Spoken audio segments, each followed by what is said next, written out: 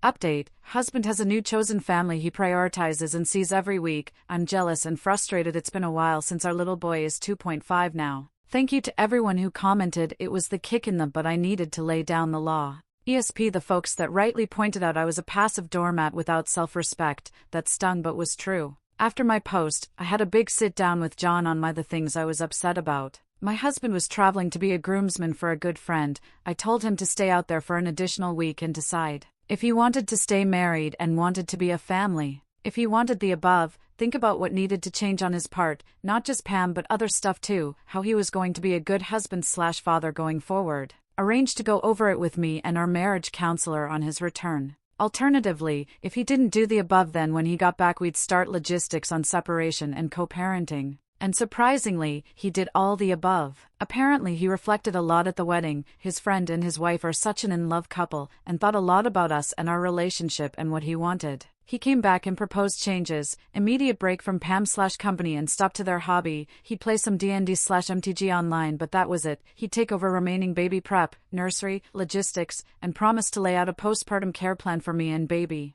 He stuck to his word and also worked hard to regain my trust. Then we had our son and my husband was over the moon in love. He and baby have been inseparable ever since and have an amazing adventure-filled life with all the hobbies, baby/toddler swim, gym, soccer, co-op, and a great local parent community. After our kiddo was born, Pam lost interest in my husband anyway. She doesn't like kids, and shortly thereafter cheated on her poly relationship. Kevin and John have actually become good friends since then, but John is straight so I have no worries there. And as I've reflected, I think I also just actually hated Pam. She's everything I don't like: relying on men for affirmation, no job/life ambition, frivolous and stupid. And apparently, according to Kevin, the feeling was mutual. She thought I was a controlling, stuck-up, robotic Ivy League workaholic who didn't appreciate or support my husband's hobbies/quirks. I was also a lot more emotional during pregnancy than normal. My husband, upon reflection, liked being needed and admired. We had a lot to work through with us, but 2 years later we're in a great spot. I also had a weird shift in hormones postpartum which made my sex drive really high, which for us helped a lot with our relationship. Didn't want this to be too long,